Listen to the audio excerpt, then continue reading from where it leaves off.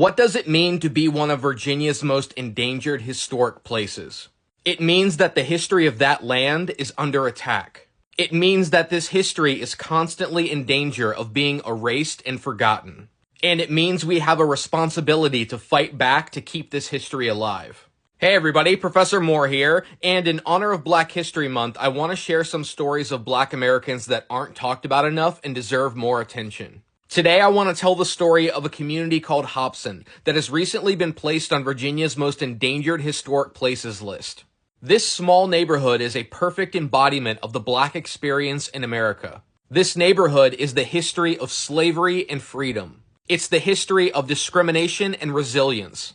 But more than anything, Hobson is a representation of all of the triumphs and tragedies of a people who have endured more hardship and defied more odds than any other. The story of Hobson starts in Williamsburg, Virginia, on a plantation called Carter's Grove that was built for Carter Burwell in 1755. For decades, the Burwells purchased thousands of enslaved Africans and forced them to perform brutal labor on the plantation, producing tobacco, corn, and wheat.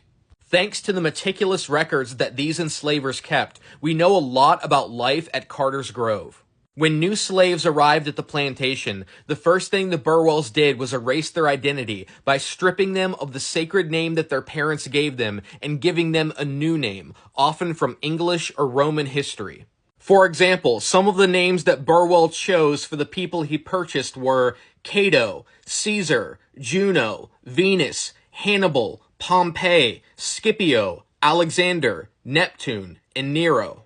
After this renaming, the enslavers forced these people to abandon their traditional religion and convert to Christianity. They were constantly told that good Christian slaves had to obey their master and do his bidding without question or complaint. Often Burwell would purchase light-skinned women to give as gifts to his daughters to act as servants in the plantation. The other enslaved people were forced to live in tiny cabins with dirt floors that offered little protection from the weather. Carter recorded that in the harsh winter of 1726, 70 enslaved adults perished by freezing to death or disease. The slaves at Carter's Grove were only fed enough to keep them from starving, so they often had to supplement their diet by eating snapping turtles from the swamp. If any slave dared to run away from these brutal conditions, Carter punished them harshly. In 1727, he punished a runaway slave by having his overseer cut off the man's toes. In his diary, Carter wrote, "I have cured many a Negro of running away by this means." When this world of violence and exploitation came to an end in 1865 when slavery was abolished, a group of former slaves from Carter's Grove decided to find a new location and make a fresh start. So they built a boat and traveled several miles down the James River, eventually arriving in Nansemond County. When these men got to this new location, they had to find a way to make a living in a world that was still hostile to Black Americans and not set up for them to succeed. One thing they knew they did not want to do was return to work on a plantation and have their white employer abuse and exploit them just like they did in the days of slavery. Historian Tommy L. Bogger explains that freed slaves did not want to return to work on land owned by people who had kept them in slavery, with historian Edna Green Medford adding that these Black Americans fought to maintain some distance between themselves and their former masters. They were determined to develop and control their own institutions, to experience freedom of movement and thought, to exercise some influence over the conditions and terms of their employment. When this group of former slaves arrived in Nansemond County, they found the perfect way to gain a new sense of freedom by becoming oystermen. Oystering allowed these freed slaves to become their own bosses and gain a new kind of independence they had never experienced before. Plus, oystering was extremely profitable in the Chesapeake Bay in the 19th century, with the Nansemond River nourishing one of the richest oyster grounds. In 1872, 19 former slaves from Carter's Grove used the money they had earned from oystering to purchase 13 acres of land from white farmers in Suffolk, and they created the Hobson Village. Oystering allowed the residents of Hobson to not only earn a living, but create a thriving community that had 500 residents at its height in the 1930s. Oysters were the foundation of this community. In 1950, a Hobson resident named George Hatton said, "Blacks did not have to go anywhere to look for jobs. All they had to do was learn the trade of catching oysters." However, from the moment Hobson was founded, they faced countless obstacles from a racist local and state government that treated them as second-class citizens. The county refused to provide plumbing or access to clean water, so the people of Hobson had to use outhouses and build their own well system in 1947. The county refused to provide streetlights too, so the people of Hobson had to raise the money and build their own, which they did in 1961. The county refused to allow public school buses to pick up their children, so they had to buy their own school bus and hire their own bus driver, which they did in 1949.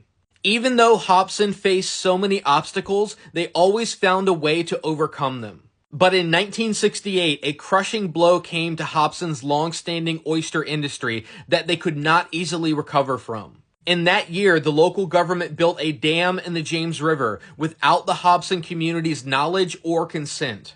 In his research, Tommy L. Bogger found that no public agency, federal, state, or local, took into consideration the interest of Hobson residents before the dam was built. This dam completely devastated Hobson's ability to survive on oystering. Now they were cut off from their profitable oyster beds, and many could not afford the fees to dock their boats at white-owned marinas. After this dam destroyed Hobson's oyster industry, the community began a cruel descent into poverty that has lasted up until this day. In 2002, there were hundreds of homes in Hobson without indoor plumbing or running water, resulting in the use of outhouses. One social worker said, "It's hard to believe that people are living that way in this day and time." Tragically, access to clean water has been and still is one of the most alarming problems facing the people of Hobson.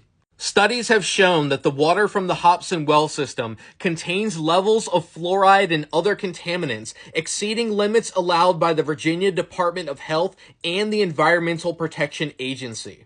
This toxic water has been linked to several health problems that have a lifelong impact. On top of all of these very real problems facing the residents of Hobson, for the past decade, their historic community has been under attack.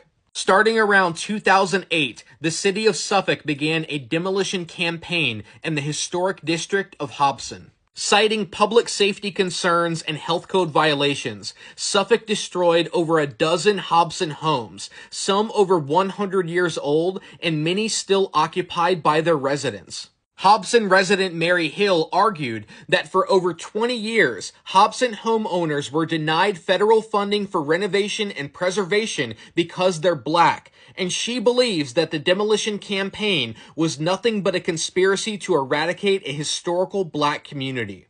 In an effort to stop these demolitions, Hobson was approved for recognition on the Virginia Landmark Register in 2009. But this did not stop the attack on Hobson's history. Suffolk's demolition effort culminated in 2011 when a historic Masonic temple was deemed a safety hazard and destroyed. Tommy L. Bogger notes that from 1912 up through the 1970s, the temple served as a community meeting place, general store, school, philanthropic organization, and rallying point for political activism in the village of Hobson. When the Masonic Temple was destroyed, it wasn't just a building that was lost, but a history of how Black Americans built their own communities after their enslavement and found ways to prosper and thrive in the face of constant discrimination. Today, Hobson's history is in danger of being erased by continued housing development that is threatening to take over this community and destroy its amazing past.